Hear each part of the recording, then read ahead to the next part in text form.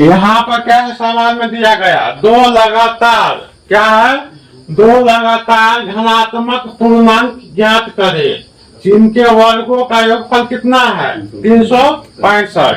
तो धनात्मक पूर्णांक मतलब जहां से हम लेंगे ना, लगातार का मतलब होता है क्रमबद्ध, जहां से जो संख्या उठाएंगे उस संख्या के अगले वाला चीज होना चाहिए। जैसे हम 5 लिए तो पूर्णांक संख्या में क्या हो जाएगा, 1 जुटेगा तो क्या हो जाएगा 6, 6 में 1 जुटेगा तो 7।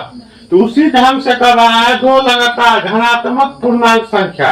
पूर्णांक संख्या माइनस में भी होता है प्लस में भी, लेकिन हमको लेना क्या चीज में है, प्लस में क्या है, तो यहाँ पर कर रहा है धनात्मक। तो धनात्मक का मतलब होता है, क्या होता है, प्लस होता है, क्या होता है, प्लस होता है। तो यहाँ पर क्या करेंगे, तो धनात्मक पूर्णांक संख्या में एक अंक के बाद एक अंक जोड़ने से आगे वाले धनात्मक पूर्णांक संख्या क्या होगा, प्राप्त होगा। तो यहाँ पर पहले हम क्या करेंगे, मान लेंगे, लिखेंगे यहाँ पर हल में क्या लिखेंगे, लिखेंगे माना की, क्या लिखेंगे, माना की प्रथम, है ना, माना की प्रथम लगातार, क्या बोलेंगे, लगातार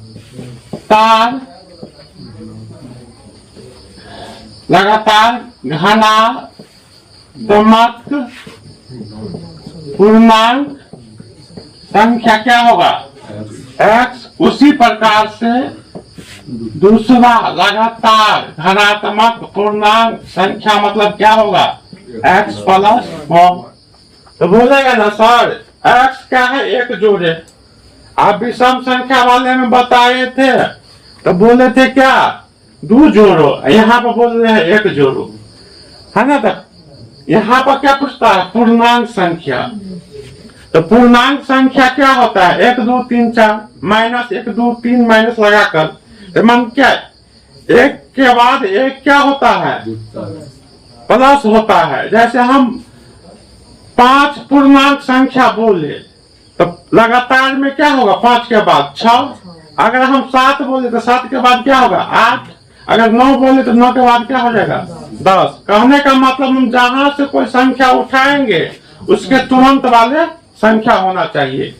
अब हम x मान लिए तो अगिल का धनात्मक पूर्णांक संख्या प्राप्त करने के लिए x में क्या करना पड़ेगा, 1 जोड़ना पड़ेगा, तब में अगिल का संख्या प्राप्त होता है। तो क्या होगा x + 1।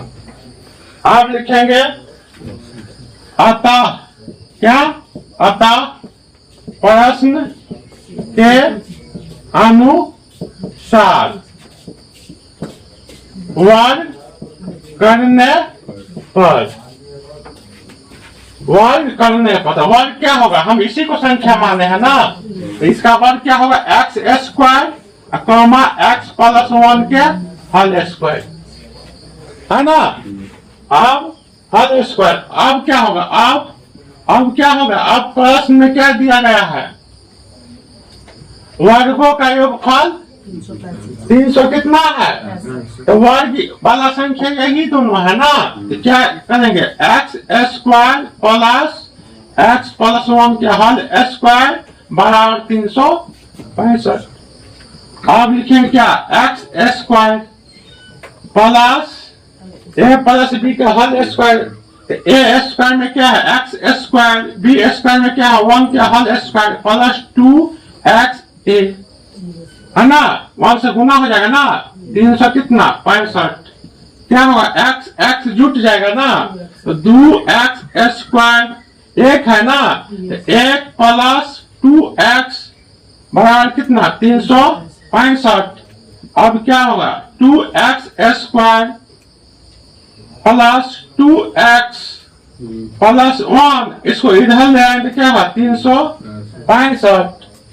2x² प्लस 2x बराबर यहाँ 0 रख देंगे ना, क्योंकि 365 को इधर ले आए तो क्या बचा 0, तो 0 365 में से 1 गया तो 300 कितना 64 बराबर कितना 0। एक ये दो, यहाँ पर ये समीकरण आ गया ना हमें, इसमें से दो क्या करेंगे कॉमन ले लेंगे, तो दो कॉमन होगा तो क्या होगा x square plus x minus दो कान 2 8 दूना 16 दूना 4 बराबर कितना है 0। अब 2 को 0 में नीचा में चला जाएगा तो ये भी क्या हो जाएगा 0 हो जाएगा। तो हमें समीकरण हमें क्या प्राप्त होगा बताओ तो x square plus x minus 182 बराबर कितना 0। अब एक आ गया ये एक समीकरण द्विघात समीकरण, आप लिखेंगे इसका हल करो एक्स का मान निकाले, एक्स का मान 2 निकलेगा द्विघात समीकरण में। तो कैसे 3 विधि होता है वर्ग करके या द्विघात समीकरण के फॉर्मूला को यूज करके नातन गुणनखंड विधि से। तो हम क्या करेंगे गुणनखंड विधि से क्या करेंगे हम हल करेंगे। गुणनखंड विधि से क्या करते हैं हल करते हैं है ना। यहाँ पर क्या है समीकरण x square plus x minus 182 बराबर क्या 0। इसका गुणनखंड करो। ऐसा कौन संख्या है जिसको घटाने पर कितना x आना चाहिए 1 आना चाहिए और गुना करने पर कितना आना चाहिए 182। ऐसा कौन संख्या है ढूंढो तो। खंड करेंगे है ना, इसका गुणनखंड कर लेंगे कहीं रफ पर तो क्या आ जाएगा 14 और 13 के फॉर्म में आ जाएगा। तो 14 में से 13 घटाएंगे तो कितना आ जाएगा हमें x और 13 और 14 को गुना करेंगे तो कितना आ जाएगा 182।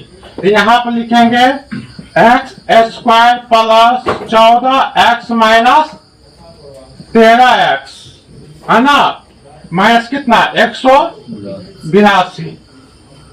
अब क्या करेंगे दोनों में क्या कॉमन होगा x ना क्या होगा तो x कॉमन होगा तो क्या होगा x प्लस 14। यहाँ कॉमन क्या चीज होगा -13 क्या होगा -13 कॉमन होगा।